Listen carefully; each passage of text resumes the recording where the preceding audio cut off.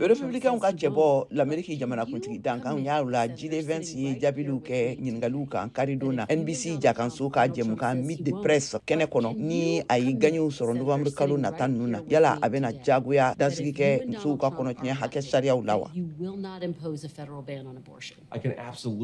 bɛ se ka n kan di k'a lawaleya a ka jaabi ninnu dira tile fila dɔrɔn Trump ka sɛbɛnninw kɔfɛ a ka bɔlɔlɔ siraw fɛ minnu ye nin ye ne ka gouvernement bɛna ɲa musow n'u ka hakɛw de ma nka républicainw ka wasadenw bɛna cogo bɛɛ lajɛlen kɛ ka tintinli kɛ yaasa ka kɔnɔtiɲɛ kɔn l'Amérique jamana kan G20 ɲiningara de yaasa k'a dɔn ne Trump bɛna i sen da hakɛ sariya façon ninnu kan ni a seginna ka na l'Amérique masayaso kɔnɔ ne hakili la a bɛna a lawaleya sabila a ye ɲɛfɔli jɛlenw kɛ a kan kaban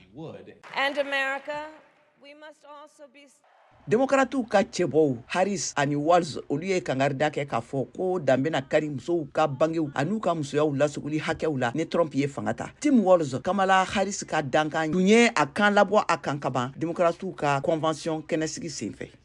And they will ban abortion across this country. U ye wasablon gagné sɔrɔ wo u ma sɔrɔ wo u bɛ u sen da ni kɔnɔtiɲɛ ko ninnu kan jamana fantan naani bɛɛ lajɛlen kɔnɔ Démocrates jigi bɛ a kan k'a fɔ k'u ka convention kɛnɛsigi in bɛna sankɔrɔtaba di u ma dasumsumuli siraw kan Harris Walz ka yɛrɛkofɔ k'ulu ye a lase k'a fɔ k'u ye $1,500,000 ɲɔgɔnna de sɔrɔ kaban kabini u ka baara daminɛ la Sénateur Bernie Sanders ale y'a yira ne faratilibaw ye k'a fɔ ko gagné sɔrɔli jigiyaw fara kaban ne sinsili ye a kan k'a fɔ ko Ala ye Kamala Harris ka l'Amérique masayaso doni sira latigɛ kaban Sanders tun bɛ This Week jɛmukan kɛnɛ kan karidon na Well, I think the energy coming out of that convention was very high. I think it's going to be a rough. Ne hakili la yɛrɛ kofɔ ninnu tɛna nɔgɔya fɛnɛ sisan garizigɛba de bɛ jamanakuntigi dankan bolo ka gagné sɔrɔ a bɛna mɔgɔ miliyɔn caman de ka votew sɔrɔ wa garizigɛba de b'a la ka sigida caman gagné sɔrɔ She has a great chance to win many of the battleground states, and I intend o tɛ sénateur républicain Tom Cotton ka hakilinaw ye a fɛnɛ ye a ka hakilinaw di ABC jakanso kan